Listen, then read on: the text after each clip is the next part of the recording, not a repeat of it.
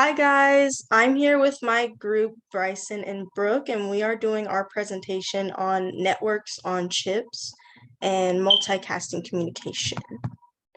So defining a network on chip or an NOC is just how the name implies it to be. It's basically a network on a chip. And those network on chips are found on things called system on chips, and that is also how the name suggests it to be. It is a system on a chip. So like it has a CPU and it has processors doing a bunch of operations and stuff like that and instructions on a chip. Now, an NOC has the architecture that creates designable solutions for communication-centric trends. So how the NOCs communicate, because that is their main function, is unicasting and multicasting. With unicasting, you have one message sent from the network connected processor sent to a single network connected destination processor. So think of it as one message is sent from a source processor to one destination processor. Multicasting is similar, but just a little different. You have the message, it's sent from the network connected processor to a variable number of network connected destination processors. So that just means you have one message from the source processor and it gets sent out to a questionable, variable amount of destination processors. There's no set number for that. The NOC's general makeup consists of it being a structure that is consisting of routers and links that are used for packet switching communication. Now, each NOC consists of nodes, and the nodes are made up of a router, a network adapter, and a core. Here on our next slide, there is a picture of that we taken from our article. And you can see that this is an example of an NOC with 4 nodes. And each node you see has the router, the network adapter connected to the router, and the core is connected to that network adapter. Each core has a processor inside of it, and it's going to hold some local memory in order to communicate in sending and receiving network messages. And the IM and DM is just an example of some operation or like instruction like that. Going to our next slide here, continuing the definition of an NOC, those nodes can be arranged to create different topologies, and each topology creates a special strategy that's used for routing, switching, flow control, arbitration, and buffering. Routing is just how the messages choose a path, like where the messages choose to flow from what node to what node. Switching is removing the input channel data and placing it to an output channel. Flow control, it allocates channels and buffers to each message as it travels. Arbitration is just like a scheduler, and it schedules the use of channels and buffers. And buffering is used to store the messages while the router or the arbitration circuits cannot do the scheduling at that time. And you can see on our right-hand side here, there's another diagram that we took out of our article, and it shows 4 examples of different topologies, with A, B, and C being regular topologies and D being the only irregular mesh pattern. A is the N-mesh, B is the torus, and C is the hypercube. Moving on to our next slide. When you think about what we are going to say in the next slides about the solutions that scientists have been looking into for multicasting communication with NOCs, please remember that in order for it to be a successful multicasting communication and it be efficient, you would want to have low network latency. So that just means you don't want your message to take a long time to travel throughout the network. You want it to have low power consumption. So you also don't want it to take a lot of processing power. and you want to make sure you have low silicon area consumption. So that just means like the physical makeup of the chip. The smaller the chip, the better. And here, just classifying multicasting communication schemes, because again, that is our main focus during our presentation is multicasting communication with the NOCs. You have 3 schemes that our article talked about, which was unit-based, path-based, and tree-based. With unit-based, it's from the source and you send a separate copy of the message to every single destination. So you take one message and you're going to copy that same message and send it to every single destination you have. The cons of that is just going to take a lot of time. So it's significant network latency, and it's higher power consumption because you're pushing out the same single message to multiple destinations. Your path-based is following one path, message forwarded to the destinations like sequentially. So it's following one path and going in sequential order to forward to the destinations. The pros, it's simplified hardware design and it suits wormhole switching, which is also talked about later on. And wormhole switching is just basically taking a large partition or frame and breaking it down into smaller data flits. The cons, it's possible increases again in network latency, and it's more network latency and takes way more time than a unit based. Now, tree based, it's a virtually made thing. It's the source of the message. You consider that as the root of the tree, and the messages are sent from the root up the tree to deliver a message with the common path as far as possible. The messages do replicate and they're considered branches. And if one of those branches gets blocked, so does the others, unfortunately. Pros, it's better for store and forward and virtual cut-through routing. Cons, wormhole networks cause high network congestion and it may increase network contention. And I'm going to pass the torch on to Bryson.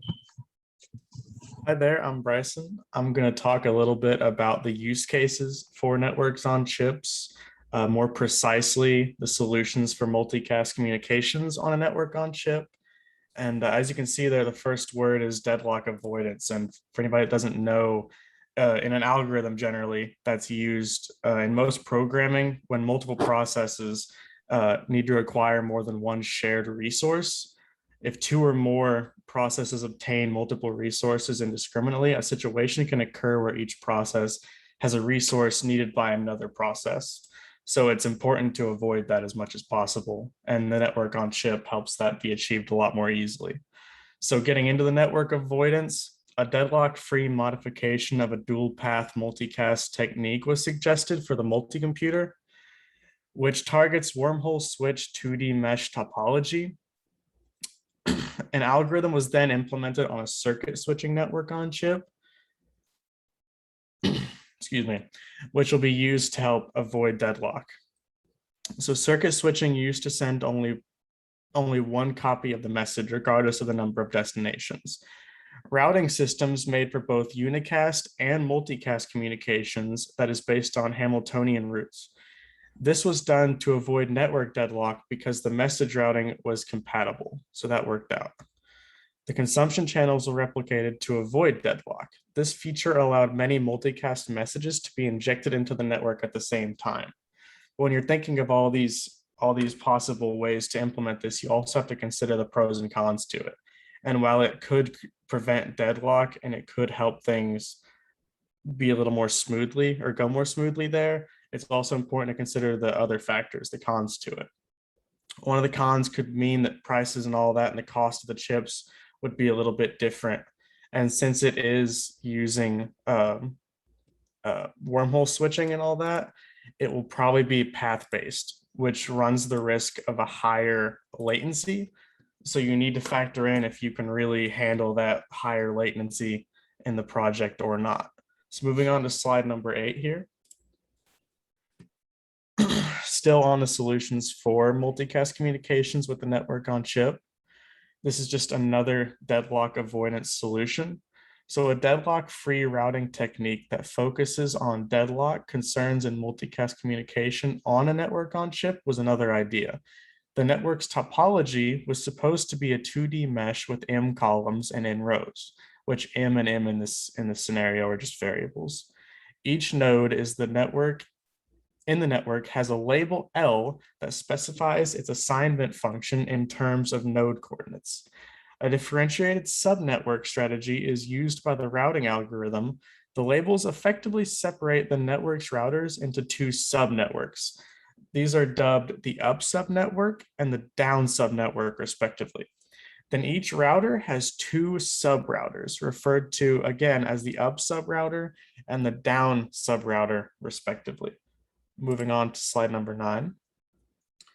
Still on solutions for multicast communication with networks on chips. An irregular subnetwork oriented multicast routing approach was then presented. If the output channel obtained via standard topology-oriented multicasting routing is not available, this technique was based on the following assumption. In this case, the routing strategy could select a different output channel. This technique also leads to the shortest route to the goal, which is always a good thing. Following this method, the author stated that any regular mesh-based multicast routing algorithm may be used to create an irregular topology-oriented multicasting routing algorithm. They produced alternative recursive partitioning multicasting and an approach based on the recursive partitioning multicasting algorithm, which was originally created for regular mesh topology. And on to the next slide, there's just some bullet points still about multicast communication. So recursive multicasting, which only enables multicasting for regular mesh topology. The algorithm's core idea was to support multicasting for irregular subnetworks. Then the goal was to use the fundamental recursive partitioning multicast method to determine the output directions, and then decide whether to replicate the packets to the original or alternative output directions based on the network's shape. So that's mostly that. I'm going to hand it over to Brooke to finish us off. So hi, my name is Brooke, and we are in a project with Bryson and Ashlee. So I'm continuing to talk about the project that is talking about the solution for multicast communication on NOC. So the up-sub network is made up of all the up-sub routers, and in this network, a sub-router can only forward packets with a label larger than its own. And it's because network resources are partitioned into two subsets, and multicast packets in each subnetwork share fewer network resources in their transmission directions, the belief being that the risk of deadlock is reduced. So if a stalemate occurs, then the connected multicast packets will be aware of it, and they will switch to the sole horizontal transition line to be able to avoid the deadlock.